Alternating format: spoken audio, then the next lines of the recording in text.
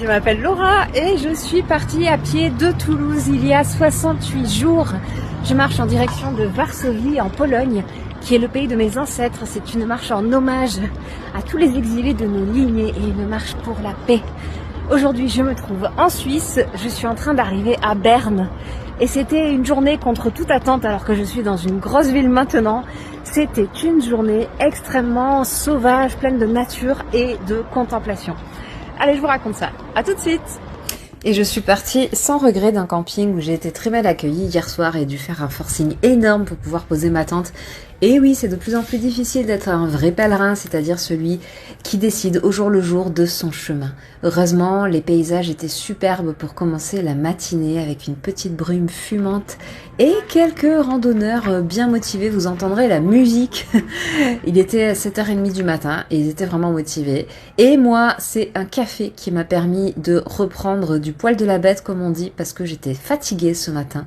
Dans un tout petit village, j'ai ensuite grimpé dans des sous-bois pour atteindre des points de vue magnifiques. Un chêne qui m'a énormément touchée, je ne saurais pas dire pourquoi. Et ça, c'est des petites poules qui étaient dans une sorte d'immense champ en liberté, semi-liberté, on est d'accord. Et je sentais qu'elles étaient vraiment bien et heureuses. Et je pense que c'est à peu près ce que raconte ce panneau en allemand, puisque donc je suis en Suisse allemande et ça parle plus beaucoup français.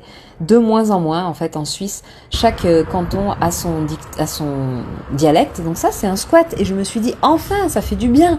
Quelque chose d'un petit peu moins rangé. Et paf, Christian et Tony qui m'invitent à boire un coca et qui me parlent. Et cette dame qui se brosse les cheveux. Et tout va... Alors là, c'est le moment où je suis en train de faire le montage du réel. Je suis dans l'auberge de jeunesse de Berne. Et je peux vous dire que la fin de cette journée a été tout sauf contemplative. À tout de suite. Et tandis que j'étais encore très touchée de la rencontre avec Christian et Tony, puisque qu'il s'agisse d'un très riche propriétaire ou d'un SDF, je m'arrêterai de la même façon pour partager mon chemin. Je suis arrivée en pleine Gay Pride à Berne, avec une scène musicale très très forte. Voilà, je vous souhaite une très bonne soirée et je vous dis à demain.